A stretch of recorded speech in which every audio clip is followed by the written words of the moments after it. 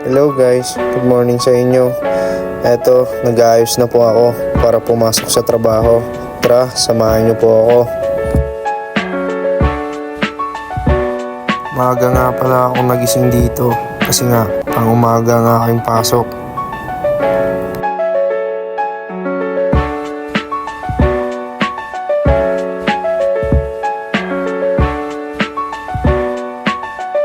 Pala guys, bago kayo magsuot ng sapatos o medyas at sapatos, siguraduhin tuyo ang inyong paa para hindi mangamoy.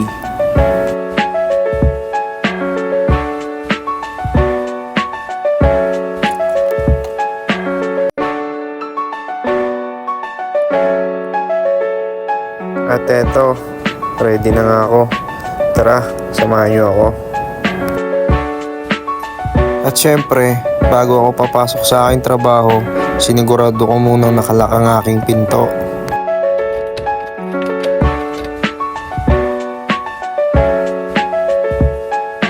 At ito nga po, bumaba na rin ako sa aking kwarto at nag-aantay na nga rin po yung aming sasakyan.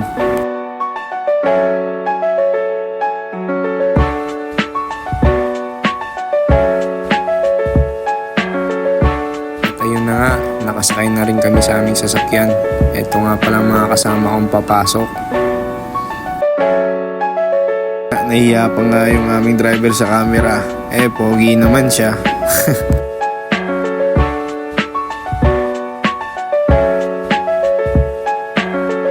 At ayun nga, nakarating na rin kami sa aming restaurant. At nag-request nga tong kasamahan ko na i-video ko raw siya kasi napaka-pogi niya. At dahil nga absent yung aking tao, ako na nga lang pumesto sa cutting board.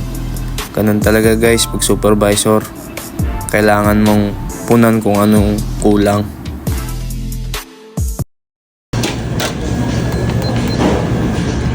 Pause it.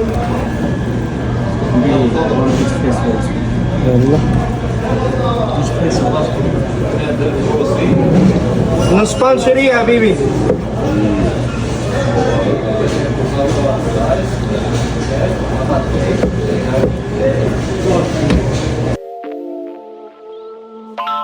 Feel me.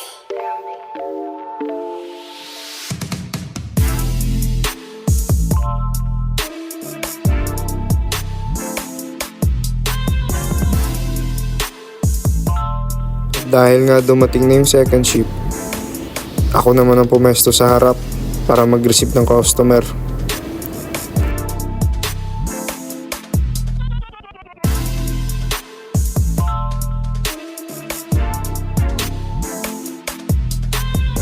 At eto nga, nagsimula nang maglinis ang mga tao ko kasi nga pasarado na rin ang aming restaurant.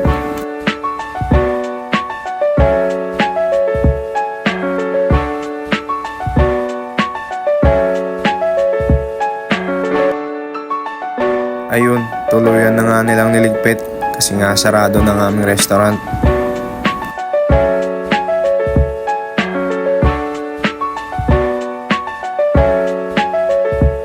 At syempre, bilang isang supervisor, kailangan mong i-check lahat bago ka umuwi. Kasi minsan, may naiiwan silang karne o madumi yung area nila. Kaya kailangan mong i-double check lahat. Ikaw dapat ang nahuli.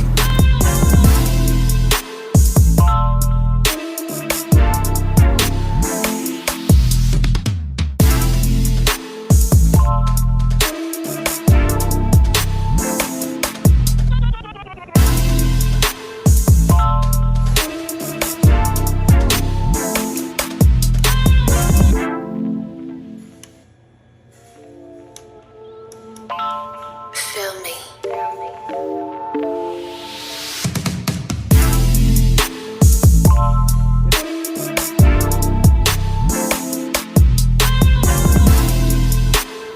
Yun na nga, nag-ready na nga rin po ako ng mga gamit ko at ready na nga rin po kaming umuwi. At hanggang dito na nga lang po. Maraming salamat po sa panunood. Bye-bye!